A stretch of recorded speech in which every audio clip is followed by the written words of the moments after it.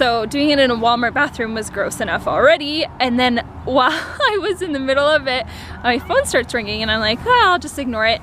And I was like, wait a minute.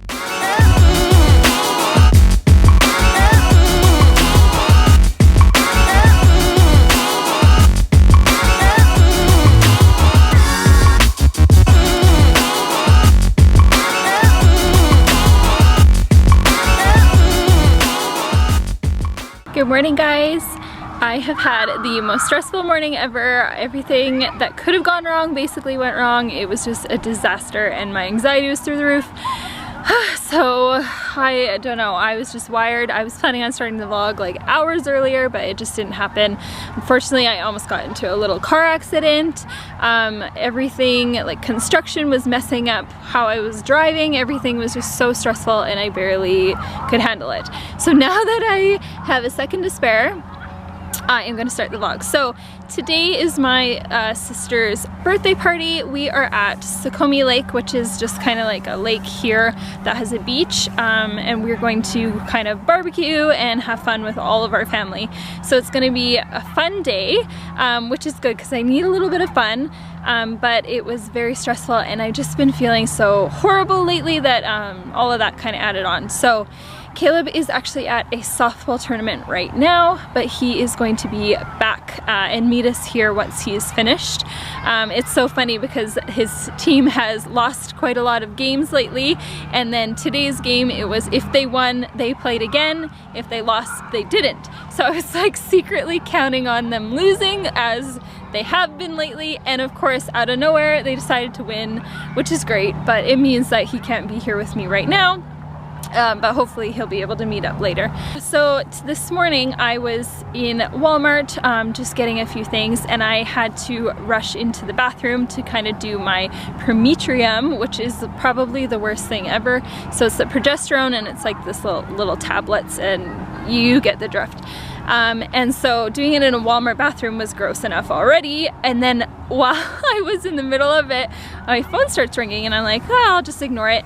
And I was like, wait a minute, I'm expecting a call from the embryologist. So I quickly looked at it, and sure enough it was. And so I answered, and I was like in the Walmart bathroom with like people were flushing the toilets like all around, and it was so loud. He probably thought that it was it was weird, but he gave me an update on our embryos, which was really good because I have been very curious about it. And so he said that most of them because we had 14 total and 2 have been transferred, so that leaves 12 left. He said the 10 have actually already kind of faded away, so they're already kind of done. Which is very sad, but it's kind of what we were expecting. He said that there are, though, 2 that he is seeing some potential in. So today is day 6 for those embryos, but unfortunately they aren't quite there yet. They are very, very close to being possibly surviving, being frozen, being good quality enough to do that, but they aren't quite there. So he said he doesn't want to give me a false hope, but he doesn't want to discourage me either. So they're just gonna let them grow another day tomorrow for day 7, and then if for some reason something changes, then they can freeze them. I don't know like how much hope I'm gonna hold on to for that. It's hard to say when I don't see the actual numbers yet. It was just a quick phone call, but we've never even had that even chance. So to think that there are 2 embryos that have the potential, however slim it is, to go to freezing is pretty exciting, and I feel, you know, like good about that, and I can't wait till tomorrow to hear about it. I'm trying not to get my hopes up, like I said, because, you know, just from the way things have been going so far and progressing so far, we're not really that confident that it will happen, but it is a possibility, which is, like I said, more than you can hope for at this point. So that was kind of good news, but I was still in the bathroom, so I quickly had to kind of tell him I'd talk to him tomorrow and then get out of there. It was just a big ordeal. But yeah, so today is gonna be a fun day with family. Hopefully my stress levels will go down and everything will kind of be good from here on out. But yeah, I just had a big rant, and this is like funny for me because I don't usually feel very comfortable vlogging in public, and I'm at the park right now and there's obviously tons of people, but I am doing it, and I think it's because I've gotten more comfortable doing vlogs all the time. So no promises, but I'm going to try to be better this time. So I'll give you a little view of the park and then we will get to it.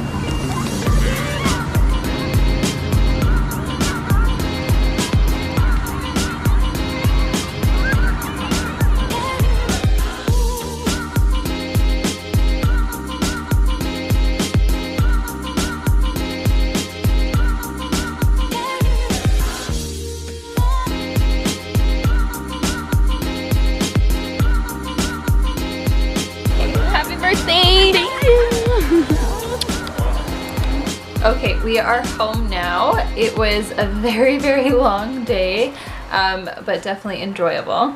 I want to say, before we do cone of the day, I want to say my like #1 tip to any woman who is going to go through IVF. My #1 tip. This might be TMI, but it is to prepare for this awful, horrible, horrible TMI constipation. Basically, you want to be ready for it before your egg retrieval even starts. I think you should up your fiber intake and just, you know, the rest you can figure it on your own. But that is my #1 tip because it is the worst. So we have our comment of the day today. We have a question that I know a lot of you are probably wondering, and that is, will you test at home before your beta? Like, will you do a home pregnancy test? So we tend to usually stick it out and wait for the beta. Obviously it's not that easy, but I don't know, it's hard for me to say because I really like I like the sitting down with Caleb and finding out and having it be a surprise, because if it was positive, that would be amazing. Yeah. You know? And then I also hate obsessing over the home pregnancy tests and like thinking every little tiny little possibility of a line is a line when it might not even be, and I get line eyes and it's just ugh. Yeah. So I don't know. What do you think? I think it's probably not a good idea because, first of all, they're not as accurate as an actual beta, and what, like you just said, you might be. And we've had issues in the past. Yeah, and then also, the clinic said there's a good chance they will show up positive, and it might just be a false positive right away because of the HCG. Well, yeah, but you know at a certain point when the HCG is out of your system, and then it's fine to test. But that's also why they don't do the beta for so much longer at ours. I know, but that's just a cop-out. I think what I'd rather have the official one. The reason they wait so long, I think, is because that way it's a definitive yes or no. There's none of that, like, we caught an early miscarriage or anything like that. It's just, yes, you're pregnant, or no, you're not. And that's probably why, which is fine. It's just whether we can wait that long. Yeah. And I'm gonna say for now that we're gonna wait.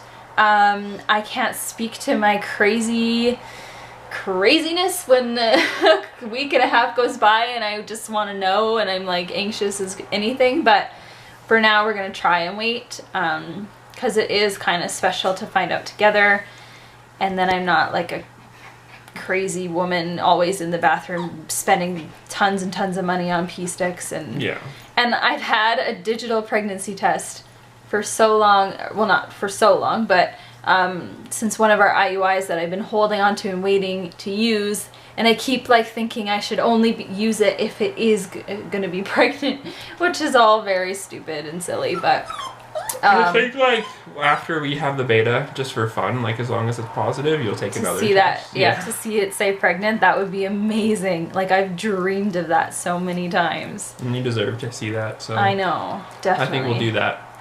Yeah, but like I said, I don't know yet, but for sure the kind of official beta will be what we take to heart about the results, because like we've had issues with home pregnancy tests in the past showing up like positives when they were not, and it's just a big toll on your emotions. It's just like a big roller coaster, so I don't know.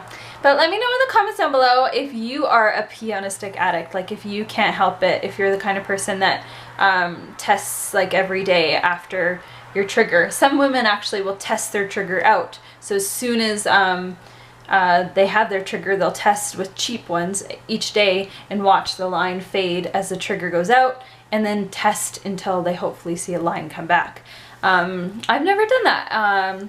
That takes a lot of perseverance. But yeah, let me know if you guys do that and if you find any benefit in that kind of thing or not. It's interesting to know kind of the different realms of everybody out there. Yeah. Yeah, so did you have a good day, honey? Yeah. Yeah. You're tired, hey? Yeah, it was a long day. You look so tired. Aww. And I got a little sunburned. Yeah, you're a little red. It's okay. First day of actual sun, it feels. Yeah, a little red. It's okay though. So yeah, that's the end of our video today.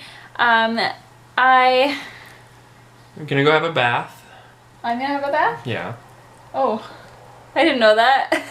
Yeah, I'm gonna get you set up for a little bath because you got those Epsom salts, so I think it'd be nice if you just kind of relax. You think? Huh. It doesn't sound bad. Yeah, so. Huh. What did they say? I'm gonna go. What's the word? Isn't there a term? Like, gonna go fill you a bath? No, that's like that. Run you a bath. Run you a bath. I'm gonna go run you a bath. Well, thanks. Well, there you go, guys. I guess I'm getting a bath. Very nice. Perks of the care package, those Epsom salts. What about, will there be chocolate and candles? Yeah. Yeah. Alright, on that note, guys, we're gonna end the vlog today. Hurry, end the vlog. I need to have a bath. Alright, guys, thank you so much for watching. We appreciate all your comments and likes and tweets and everything. We love you so much. We love you. Alright, and we will see you in the next video. Bye. See ya.